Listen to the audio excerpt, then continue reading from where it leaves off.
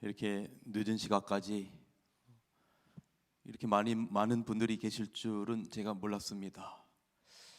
오늘이 31일이고 내일이 1월 1일이어서 아마 많은 분들이 동해 해돋이를 보러 가는 그런 때인데 이 송구영신 예배에 이렇게 많은 분들이 함께 참여해 주셔서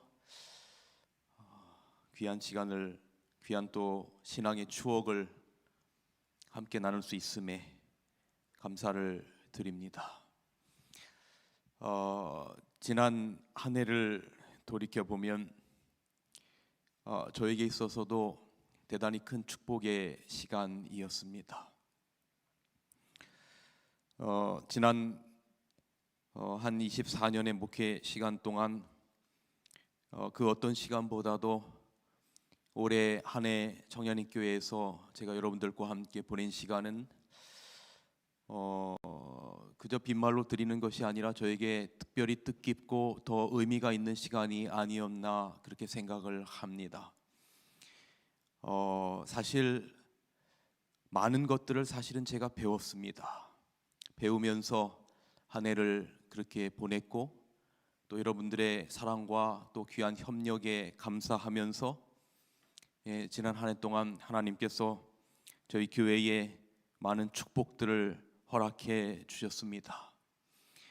여러 루트를 통해서 말씀을 드렸습니다만 제가 공개적으로 단에서는 말씀을 안 드렸기 때문에 저희 올해는 저희 청량리교회가 저희 동종한 합회의 학교를 제외하고는 동종한 합회 한 200여 개 이상의 교회들 중에서 저희 교회가 가장 많은 영혼 구원을 올해 했습니다.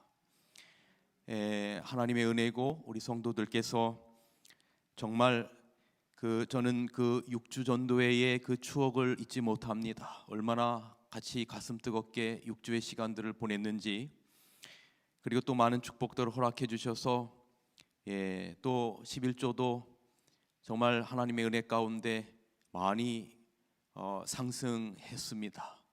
그 무엇보다도 올해 정말로 귀한 우리 영혼들이 교회에 많이 들어오게 되었고 그 영혼들이 정말 신앙의 뜨거움과 말씀의 열정을 가지고 살아가는 그런 모습을 사실은 목사로서 보는 것처럼 행복한 게 또 어디에 있을까 그런 생각을 합니다.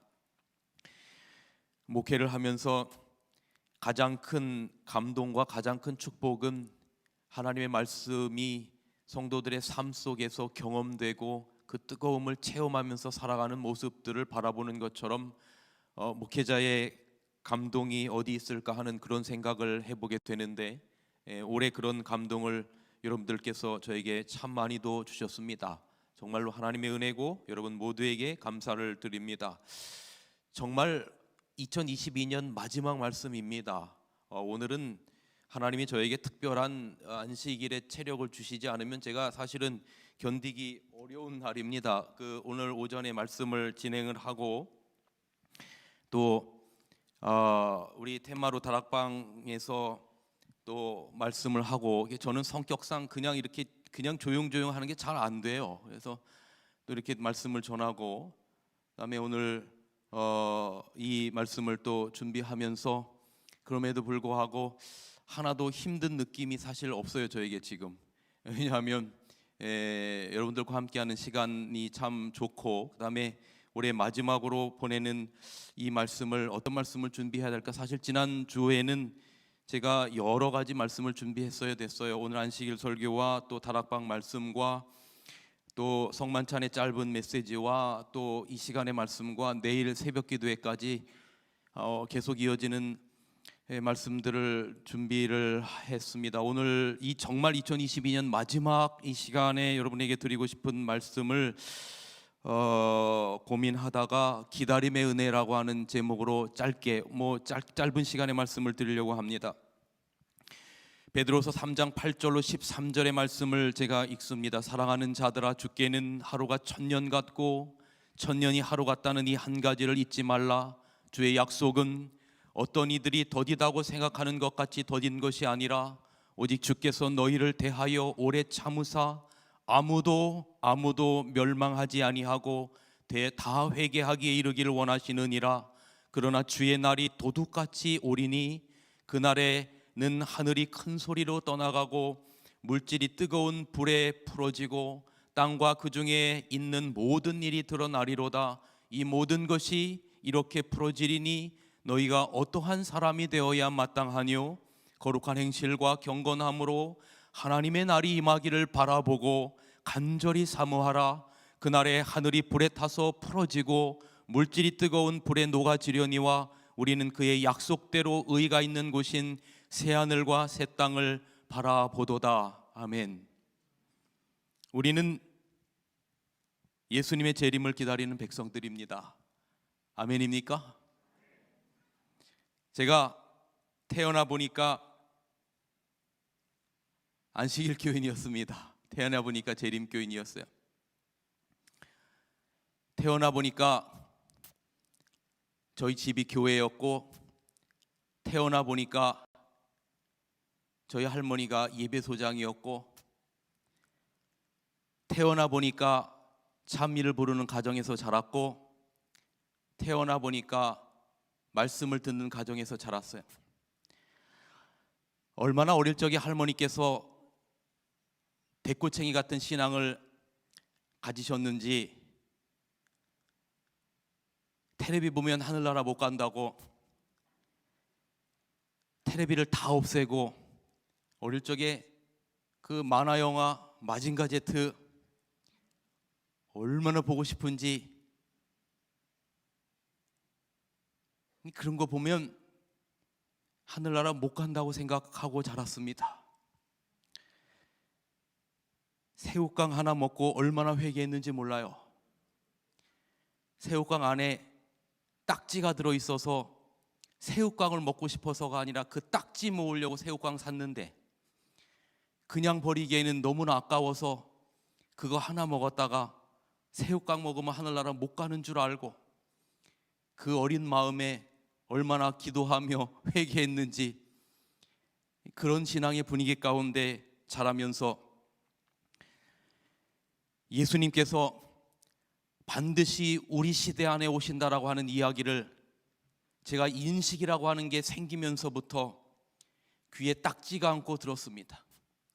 예수님 오신다. 1988년 올림픽을 이 월드컵을 올림픽을 보지 못할 것이다. 그 전에 예수님 오실 것이다.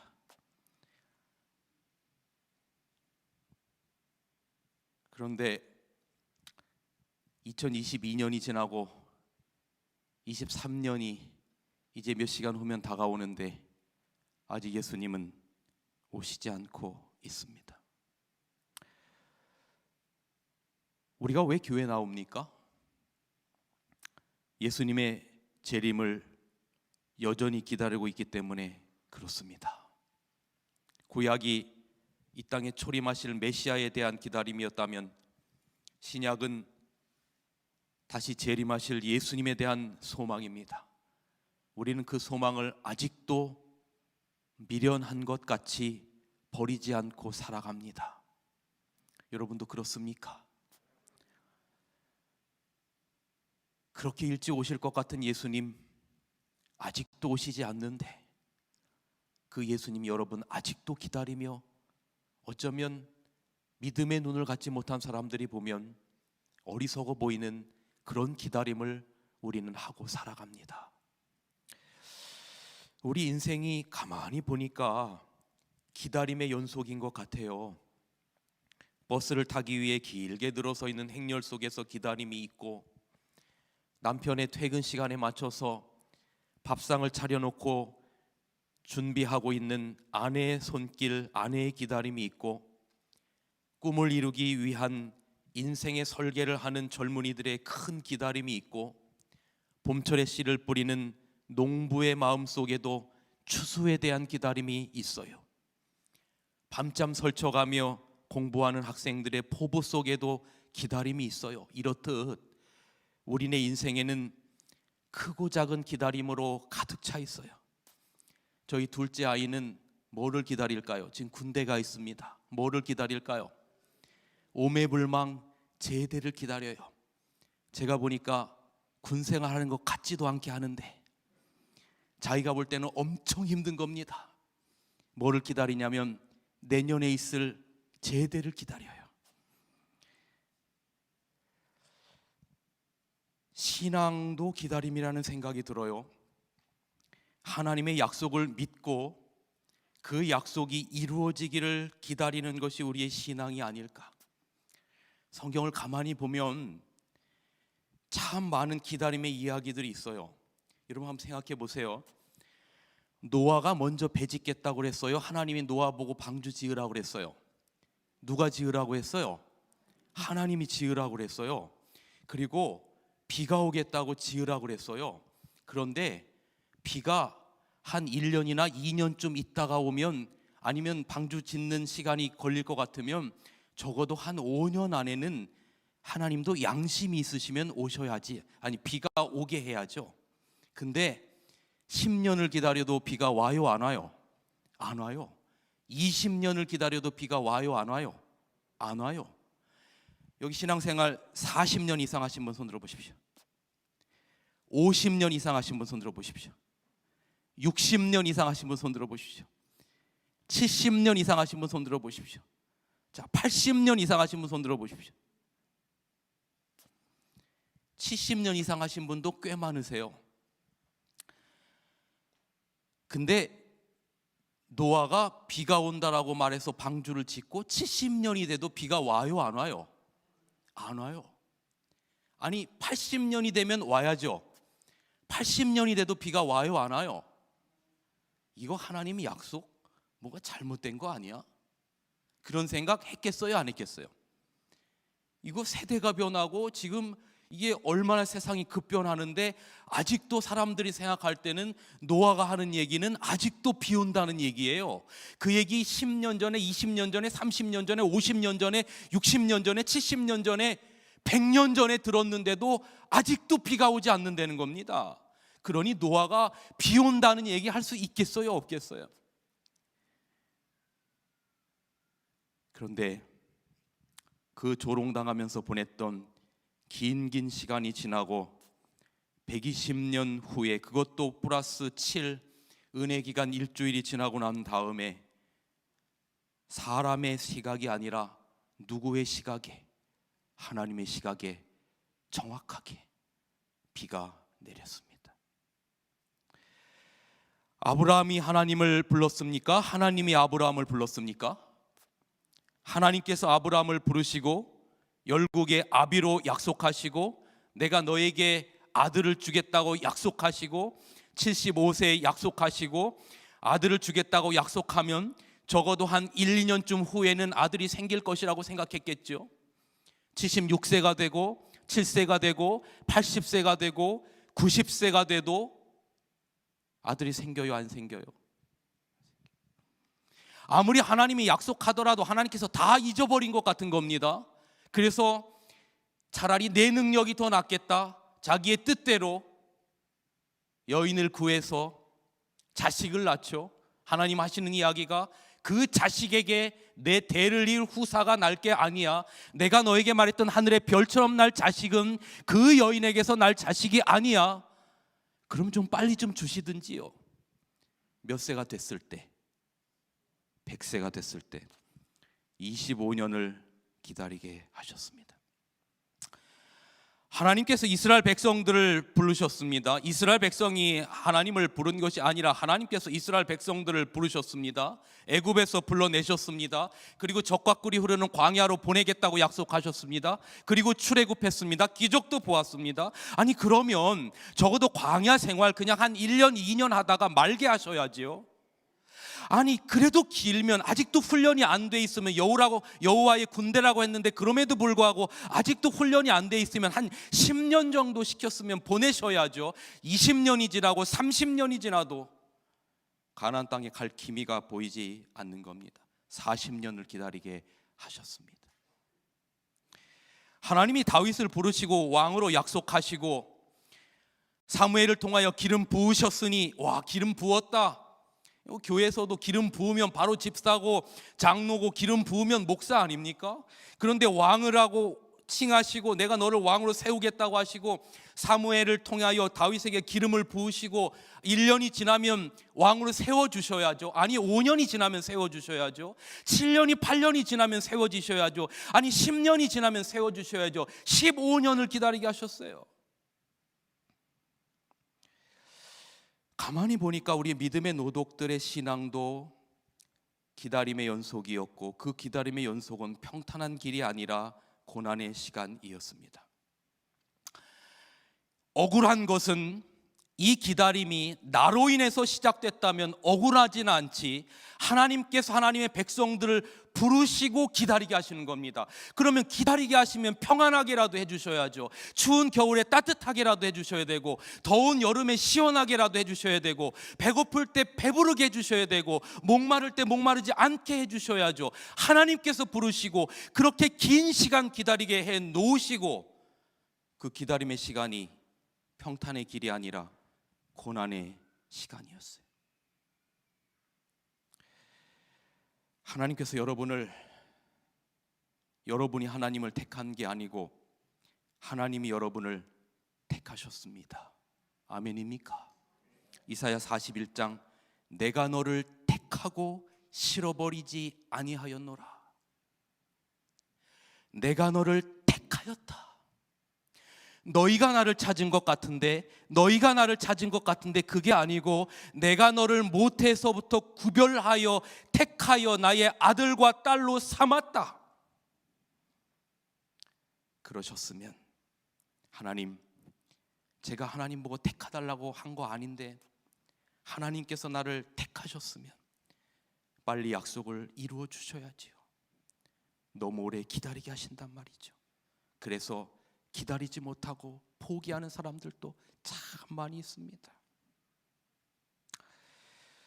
이런 생각을 하다가 시간의 상대성 이론이라는 생각을 한번 해보게 되었습니다. 우리가 하나님을 기다리는 게 힘들까, 하나님이 우리를 기다리는 게 힘들까라는 생각을 해봤어요. 여러분 어떻게 생각하십니까? 우리가 하나님을 기다리는 게, 예수님의 재림을 기다리는 게 힘듭니까? 아니면 예수님께서 이 땅에 오셔야 되는데 우리를 기다리시는 게 더 힘들까요? 뭐가 더 힘들 것 같습니까? 사랑이 큰 쪽이 기다리는 게 힘듭니다. 사랑이 큰 쪽이 기다리는 게 힘들어요. 그러니 하나님이 기다리는 게 힘들까요? 우리가 기다리는 게 힘들까요? 하나님이 기다리는 게 힘들어요. 탕자의 기다림보다 아버지의 기다림이 힘들었어요.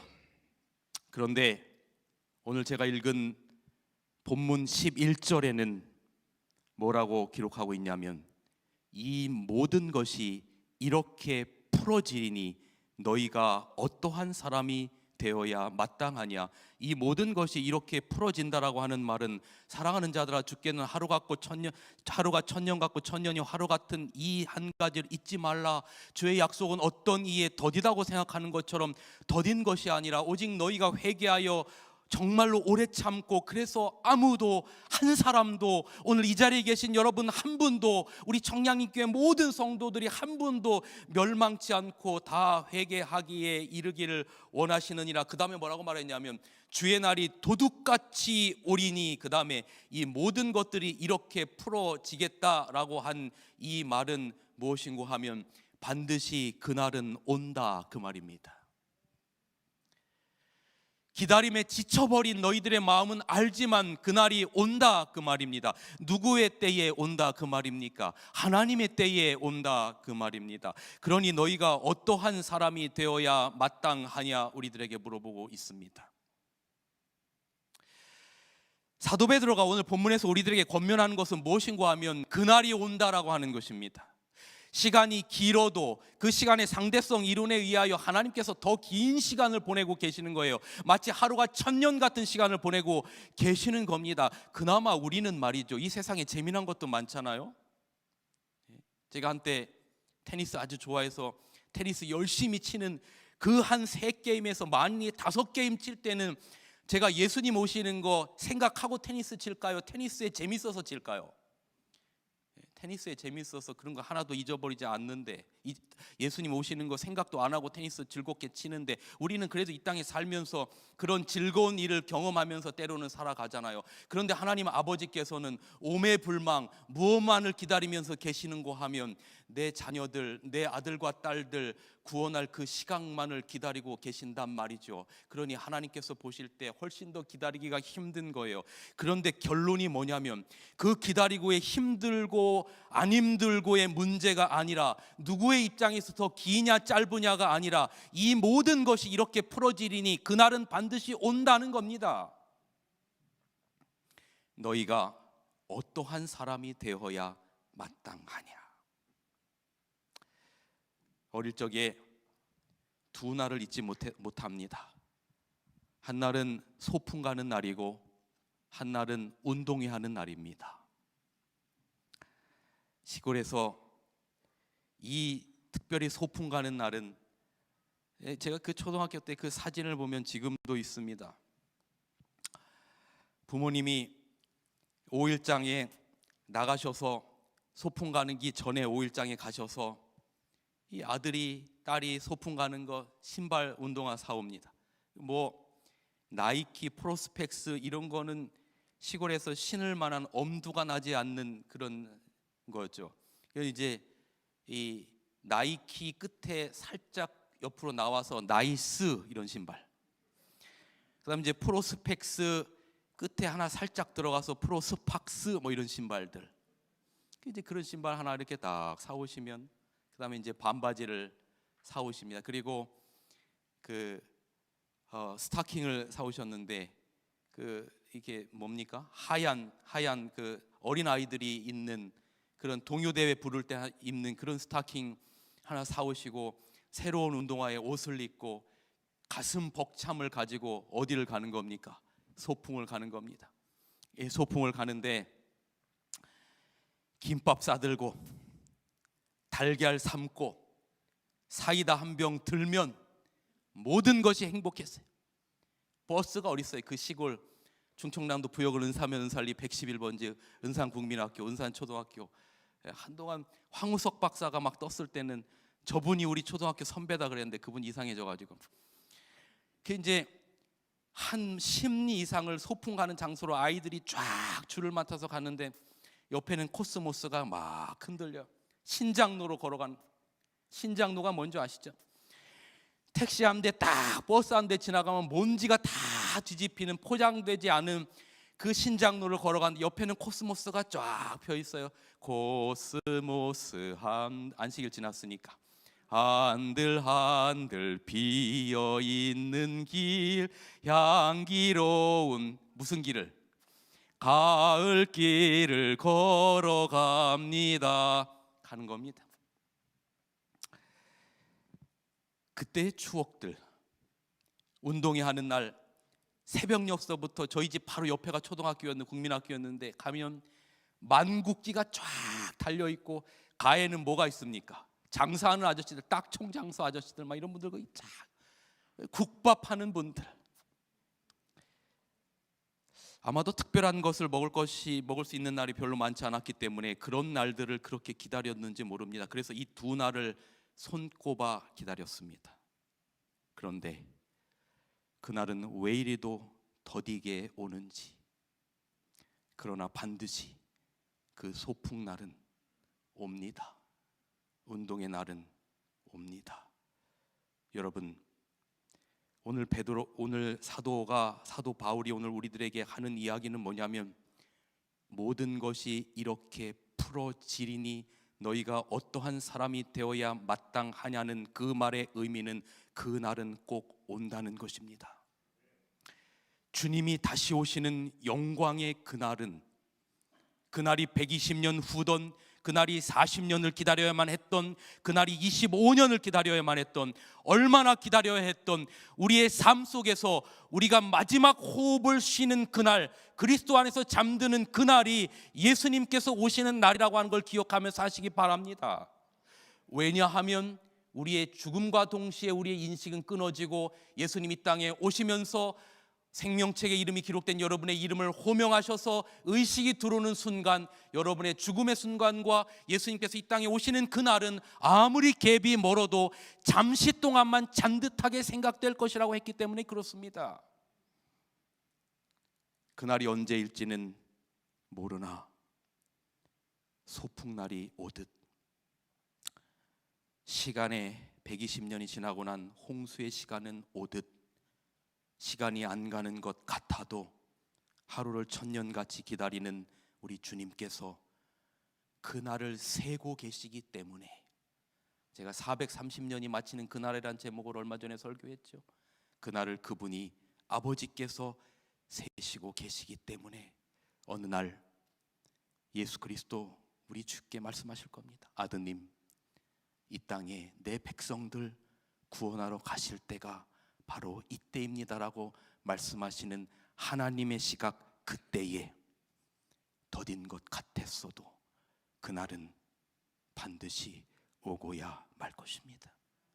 그러니까 그날을 맞도록 준비하라는 것입니다. 너희가 어떠한 사람이 되어야 마땅하냐? 거룩한 행실과 경건함으로 하나님의 날이 임하기를 바라보며 간절히 뭐하라?